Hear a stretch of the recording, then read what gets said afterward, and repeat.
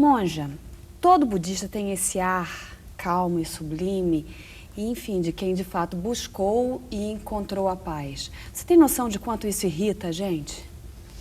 Eu acho que os budistas também ficam muito irritados. Ah, que maravilha! Mas existe uma maneira diferente. Como é que nós usamos essa indignação para transformar as causas da indignação?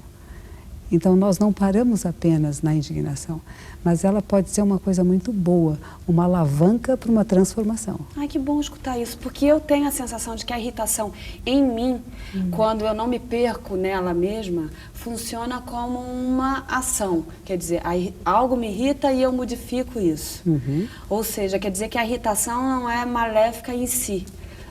Exatamente. Em que momento ela se torna maléfica? Quando ela nos controla. É diferente quando você se deixa controlar por ela, se deixar controlar pela raiva. A raiva engole você. Mas quando você percebe, isso me incomoda, isso não está bem, isso precisa ser diferente, eu vou procurar meios não violentos de transformar. Sei, porque inclusive o Siddhartha, né, o príncipe Siddhartha, o budismo surge justamente dele entender que a miséria que o povo vive é algo que feriu, que o irritou, e ele modificou aquilo. É isso. E é preciso que a gente sofra as dores do mundo, sinta as dores do mundo. Nós não podemos ficar... A ideia que se tem é que vai ficar muito zen, que está tudo bem, isso é errado. Nós temos que estar sentindo. A compaixão significa, eu sinto com você, eu sinto a sua alegria, eu sinto a sua dor. E porque somos iguais, eu vou procurar meios de transformar. E não porque eu não sinto nada, você está aí no mundo sofrendo, eu estou no mundo superior. Isso não é iluminação. Monja Coen, eu tenho tanta curiosidade. Assim, o seu cabelo. Ter cortado aquele cabelo lindo, porque eu já vi fotos suas com uma cabeleira maravilhosa.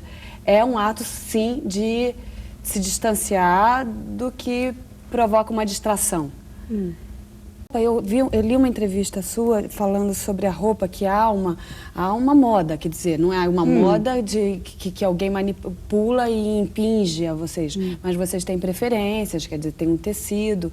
Agora, vendo assim, a minha impressão é que deve ser muito calorento. Isso também foi transcendido, digamos, a questão do sol e de morarmos num país tropical, ou há outras hipóteses de vestimenta? Essa minha tradição vem da Índia. A parte da Índia é este mantozinho aqui de cima. Isso daqui seria um sari e seria só isso que os monges usavam na época de Shakyamuni Buda. Aí o budismo vai para a China, e a China é muito frio. Então eles começam a pôr embaixo do sari, e esse aqui já ficou menorzinho, eles começam a pôr essa roupinha preta.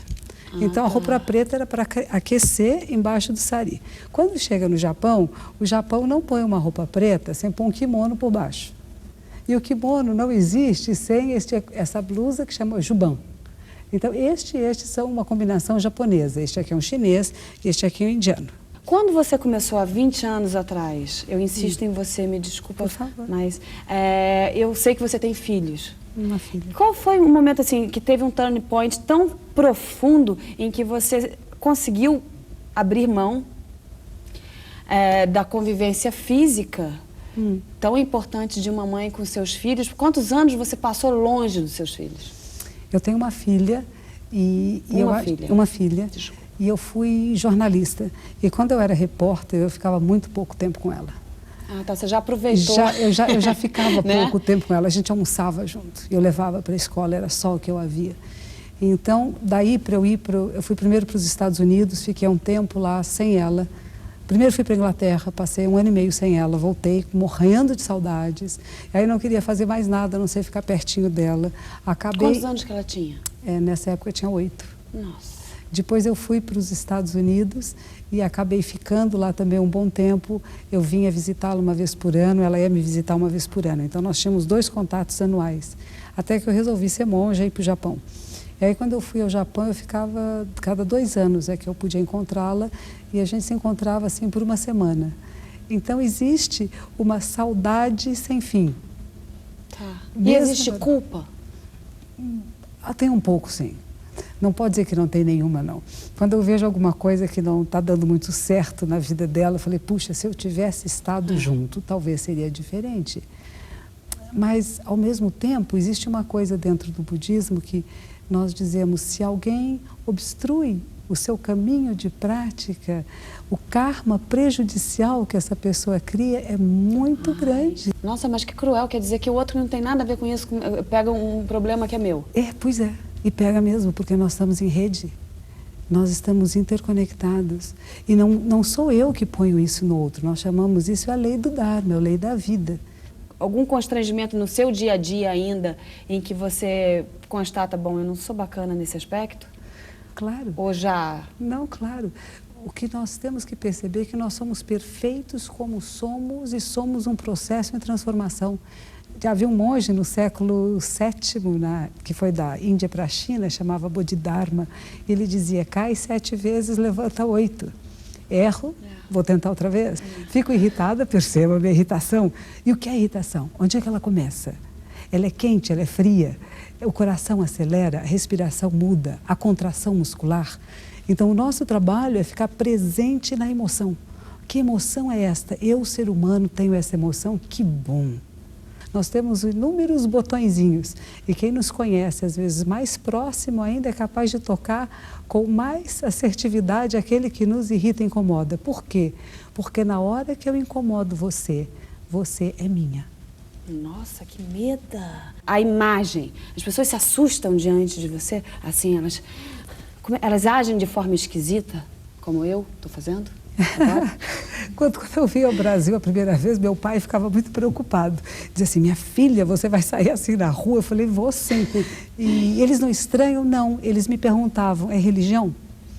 Imediatamente, mesmo quem nunca tivesse visto um monge budista. Eu encontrei uma vez uma senhora numa loja que me perguntou, você está fazendo quimioterapia também? Isso era uma questão. E agora que eles me conhecem um pouquinho mais, eles me cumprimentam na rua. E é uma coisa muito agradável, as pessoas, olha a monja. Então já ficou mais conhecida como a nossa monja. Né? A gente já tem uma monja, graças a Deus. Monja, em que momento a senhora, você consegue se lembrar que decidiu trilhar esse caminho que é negar esses hábitos ocidentais e partir para o budismo? Foi a meditação. A gente chama de zazen, sentar-se em zen. Através da meditação eu pude dar esse olhar para dentro de mim mesma, um olhar que foi mais de aceitação da minha vida, dos meus encontros e desencontros, das experiências do meu passado, todas elas fazendo parte da grande mandala da minha vida, sem rejeição, sem aversão e sem apego. Eu estava em Los Angeles, numa comunidade zen budista, já em Los Angeles, e eu pedi ao meu professor, que era um monge japonês, que eu queria ser ordenada, e ele disse, mas você vem de uma família católica? Você não entende de budismo? Eu falei, mas entenderei. E ele dizia não, e eu dizia sim, e eu insisti muitas e muitas vezes, mas teve um processo interessante nisso, porque minha mãe aqui no Brasil, e ela me irritava muito. Como quase todas as mães. Todas as mães, porque dizia não para mim. Por que, minha filha, você vai escolher um caminho tão diferente? Por que você vai escolher uma religião de outro país? E isto batia em mim, eu falei, eu tenho que responder. Onde que está a resposta para minha mãe? E uma noite eu tive uma visão, um sonho, de Jesus e Buda sentados juntos, conversando, como nós estamos agora, e eles não brigavam. Eles não ficavam dizendo, este aqui é meu, este é seu, você pegou um meu, agora eu vou pegar um seu, que era uma coisa que na minha cabeça acontecia. E essa harmonia entre os dois deu uma harmonia no meu coração. A minha mãe, no dia seguinte, eu telefonei para ela, disse, filha, eu te entendo, você está servindo ao que eu chamo de Deus, em que religião quer que você vá, eu te abençoo. Fui falar com meu mestre, que sempre me dizia não, ele abriu o livrinho dele, eu entrei na sala e disse assim, vamos marcar a sua ordenação? Porque você primeiro, então, teve que buscar essa paz desse confronto desses dois deuses, e aí para que a aceitação do monge e da sua mãe viesse... Vieram juntas. Aí você foi de Los Angeles para o Japão. Foi para o Japão. Foi para o mosteiro feminino em Nagoya, e quando eu cheguei, a minha superiora disse assim, você pensa que aqui somos todos seres iluminados e que vai ser muito tranquila a prática? Não vai ser. Você conheceu monges maus? Tem essas barbáries que acontecem, por exemplo, no Vaticano, acontecem essas baixarias, assim, também no budismo? Eu não conheci tão intimamente os casos tão grandiosos, mas tem de tudo. Nós somos seres humanos, independente se somos monges ou não somos monges, antes de tudo somos humanos. Como é que é para você a questão da castidade? Dentro do budismo japonês, não existe a necessidade de um voto de castidade. Então eu posso ser monja? Pode. Se é só isso que atrapalha, pode. Eu sou viciada em pizza. Também pode comer pizza. Então posso. Vamos. Quando eu me tornei adepta do budismo em Los Angeles, eu estava casada e eu me separei. E eu achei que estar separada era uma coisa maravilhosa, eu estava tão feliz e tão solta e tão livre, que eu disse, nunca mais vou ter um relacionamento, porque... Você estava decepcionada com aquela pessoa em específico e achou que nunca mais... Falei, não, está ótimo assim. E, inclusive, o nome que o meu professor me deu, Koen, o Ko quer dizer só, porque eu vivia muito só, mas não era infeliz, era extremamente feliz sozinha. E aí fui para o Japão, fiquei 8 anos nesse nosso convento, mosteiro de Nagoya, que era um mosteiro feminino, não tive nenhum relacionamento. E aí fui fazer um mestrado. E quando eu entrei nesse mestrado, apareceu um jovem monge japonês que se apaixonou. Pois é. E aí nós nos casamos. Adoro. Então, foi Quer dizer que se casou, estava totalmente ignorante diante da questão, então. Já monge, Já monge, e com um voto que era meu, pessoal, de castidade, veio essa provocação. E eu acho que na nossa vida, quando nós queremos ficar muito rígidos, muito duros, alguma coisa vem e mexe para dizer, não crie barreiras, não se feche, não se limite. Então, eu deixei aberto, fiquei casada com ele, acho que 8 anos, ele que me trouxe para o Brasil, talvez eu não voltasse sem ele, eu gostava muito do Japão. E ele insistia que era importante porque quase ninguém conhece o budismo no Brasil. E no Japão todos são budistas. E isso foi em que ano? Eu cheguei em 95. Casada com um monge japonês. Casada com um monge. Sua filha tem quantos anos? 40. Uma neta de 13. São budistas? São budistas. A minha filha se tornou budista semana passada. Nossa, depois de 10 anos, ela é bem severa. Semana passada? Ela é bem severa. Ela ficava olhando para mim e dizia assim, mamãe, eu quero ver a coerência da sua vida. Entre o que você fala, faz e como você vive. E há 5 anos eu fui morar com ela. E desses 5 anos acho que eu a convenci. Monja, não te irrita essas pessoas que sabem tudo sobre budismo, mas não fazem nada do que dizem saber? Nós chamamos de Siravaka. Siravaka. Siravaka é a pessoa que lê todos os textos, vai a todas as palestras, mas não pratica, não põe na sua vida. Não consegue. Eu conheço assim de budista. Uhum. É uma loucura, porque uma gente estressada que fuma um cigarro atrás do outro. Budista. E muitos casamentos budistas entre os famosos também estão identificando bastante esse movimento. Nós vamos fechar o programa e eu gostaria então realmente que você nos ensinasse um mantra para dominar as nossas irritações petrificadas, aquelas engessadas.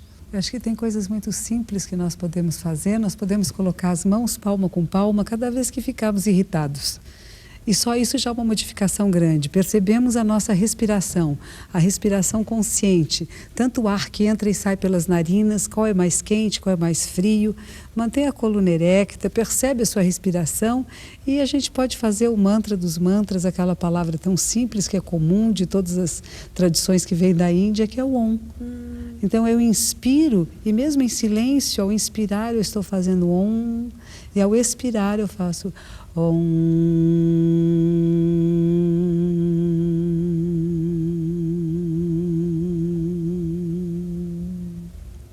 Que todos os seres se beneficiem. Muito obrigada.